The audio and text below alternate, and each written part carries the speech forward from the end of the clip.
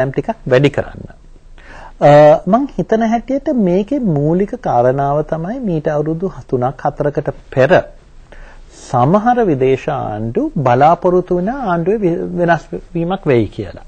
අර මේ මොකද ඒකට කියන්නේ බර්ගර් ෆවුන්ඩේෂන් කියලා එකක් නිතරම ඒගොල්ලන්ගේ වාර්තාවල කිව්වා මේ there will be a realignment of politics in Sri Lanka. මම හිතන හැටියට ඒගොල්ලන් හිතුවේ චන්ද්‍රයා කුමාරතුංග හිටපු දානාධිපතිතුමයි මංගල සමරවීරයි රනිල් වික්‍රමසිංහයි සේරමල එකතු වෙලා.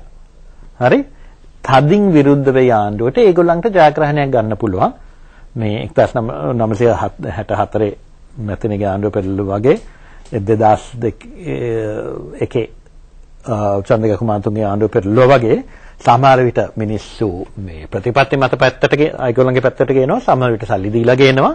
ඉතින් ඒ වගේ පෙරලීමක් කරන්න උත්සාහයක් තිබුණා. එහෙත් ඒ විපක්ෂ මේ විදේශ රටවල් බලාපොරොත්තු වුණේ ඒක නිකන් මේ දකුණු පැත්තේ ආණ්ඩුවක්. දැන් ගිය අවුරුද්ද ඒගොල්ලන්ට හරි ප්‍රශ්න ඇති වුණා මොකද්ද කරන්නේ ආණ්ඩුව පෙරලන මොකද්ද වෙන්නේ රනිල් වික්‍රමසිංහ සරත් ෆොන්සේකයි සෝමන් සමරසිංහ එකතු වෙලා. ඉතින් මං හිතන හැටිය හුඟක් මිනිස්සුන් තේරුණා මේක පිස්සුවක් කියලා. එහෙත් සමහර කට්ටිය විශේෂයෙන් පුද්ගලයන් රජවල් තානාපතිල මං කියන්නේ නැහැ එහෙම කටයුතු කළා. හැබැයි සමහර පුද්ගලයන් එච්චර තරහක් තිබුණා මේ සාර්ථකුණ ආණ්ඩුව නිසා. ඒගොල්ලන්ට මේ පැත්තට ටිකක් ගියා. එහෙත් මං හිතන්නේ නැහැ මේක සීරියස් වැඩක් කියලා. මේක දැන් වෙනස් වෙලා තියෙනවා. හොඳයි. ඇයි මේ ලංකාව වගේ රටවලට මේ තරම්ම අන්තර්ජාතික බලපෑම වැඩි? අපි වෙනුවෙන් මොකක්ද වුන් මේ කරන්න යන්නේ? එක්තරා විදිහකින් මානව හිමිකම් කියනවා, GSP+ නැති කරනවා, විවිධ බලපෑම් එල්ල කරලා අපේ වගේ රටවලට වුන් කරන්න යන මේ බලපෑම මොකක්ද? වුන්ගේ අරමුණ මොකක්ද? මේක නම් බොහොම පැහැදිලි ලංකාව පොඩි රටක්. එහෙත් අපේ පිහිටීම බොහොම වැදගත් තැනක්. ඉතින් රටවල් වලට පුළුවන් නම් මෙතන බලපෑම් කරන්න ඒගොල්ලෝ බලපෑම් කරයි. අපි පිළිගන්න ඕනේ. ඉන්ටර්නැෂනල් රිලේෂන්ස් දිහා බලනකොට ඕනේ රටක් කටයුතු කරන්නේ ඒගොල්ලන්ගේ වාසනාවටනේ. හරි? ඒක අපි පිළිගන්න ඕනේ. අපි කියන්න බෑ මිනිස්සු අපිට ආදරේ කියලා ඒගොල්ලන්ගේ රට ආදරේ නොවෙන්න. හැබැයි දෙවෙනි එක තමයි අපිත් ලොකු වැරද්දක් කළා විශේෂයෙන් 70 ගණන් වල ඊට පස්සේ 2002 2003 අපි මේ රටවල් වලට හැඟීමක් දුන්නේ ඒගොල්ලන්ට බලයක් තියනවා කියලා. විශේෂයෙන් මම කරපුවා හිතවල් ලොකු දෙයක් මම මේ මගේ අමාත්‍යාංශයේ ලේකම් වෙනකොට මේ රාජ්‍ය වන සංවිධානය Principles of Intervention කියලා එකක් තිබුණා. ඒකේ පේලයක් තිබුණා they will hold the balance between the government and the LTT. මම ඒක කියවලා මම ඉංග්‍රීසියෙන් කිව්වා මේක පිස්සුවක් මම මේක පිළිගන්නේ නැහැ. You cannot hold the balance between a government and terrorists. මම කිව්වා නෑ මේක එකඟ වුණා. මම කිව්වා එකඟ වුණත් නැතත් මම එකඟ වෙන්නේ නැහැ. මම මගේ අමතුමා කතා කළා කිව්වා මම සම්පූර්ණයෙන් 100%ක් හරි. මම කිව්වා මේක අයින් කරන්න. ඊට පස්සේ කතාවක් නෑ මේගොල්ලන්ගේ. හැබැයි මම යන්නේ ඉස්සෙල්ලා කවුරුත් මේ වගේ තදින් කතා කළේ නැහැ. ඉතින් ඒ වගේ කෙලින්ම කියන්න ඕනේ ප්‍රතිපත්ති තියෙනවා. ආණ්ඩුවක් ඡන්දෙන් පත් වුණා. ඒක තමයි රජය මේ රටේ ආණ්ඩුව. ඕගොල්ලන් ඉන්නේ අපිට උදව් කරන්න. ඕගොල්ලන්ට උපදෙස් දෙන්න පුළුවන්.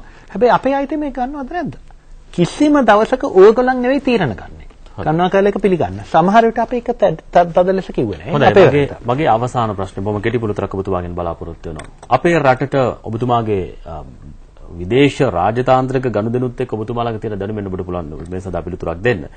කුමන විදිහේ බලපෑමක් අපේ රටට එල්ල වුණත් අන්තර්ජාතික බලපෑම් දවසින් දවස වැඩි වුණත් අපේ රටේ වර්තමාන ස්වභාවයෙන් අපිට පුළුවන් දේ සඳහා මුහුණ දෙන්න.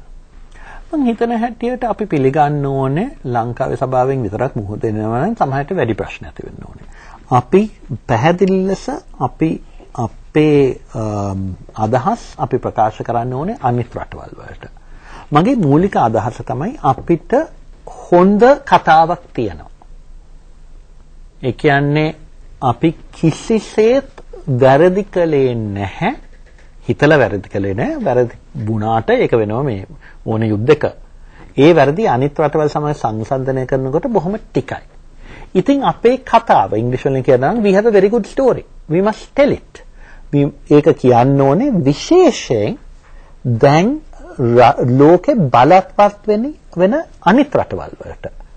අපි මේ බටහිර ලෝකෙත් එක්ක ගැටලු අවශ්‍ය නැහැ. ගැටලු හදන්න අවශ්‍ය නැහැ. හොඳට කතා කරන්න ඕනේ. හැබැයි කෙලින්ම කියන්න ඕනේ එක්සත් ජාතීන්ගේ සංවිධානයේ ඕගොල්ලන්ට විශේෂ බලයක් නැහැ. Security Council එකේ. ඉතින් ඒක අනුව අපි කටයුතු කරන්න ඕනේ ඉදිරියට. හොඳයි අපි කතා කළේ අද දවසේදී අපිට වඩාත් දැනෙන කාරණේ පිළිබඳව එක්සත් ජාතීන්ගේ සංවිධානයේ වර්තමාන ක්‍රියාවලිය සහ අන්තර්ජාතික බලපෑම් පිළිබඳවයි මහාචාර්ය රාජීව විජේසිංහ මහත්මයා සමගින් පාර්ලිමේන්තුව නියෝජනය කරන නවක මන්ත්‍රීවරයෙක්. නමුත් පරිණතව අපේ රට පිළිබඳව අන්තර්ජාතික දැනුම සහ බුද්ධිය ඔස්සේ කතා කරන ශ්‍රේෂ්ඨ විද්වතෙක්. ඔබතුමාට බොහොම ස්තුතියි 11 වෙනි හොරාව වෙනුවෙන්. ස්තුතියි.